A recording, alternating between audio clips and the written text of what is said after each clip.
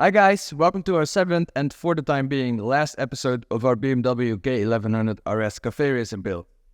The bike is going to London tomorrow, so today we'll be making the final preparations to get its show ready. And once we get back from the show, we'll be continuing on the ignition system and all the technical stuff to actually make it work.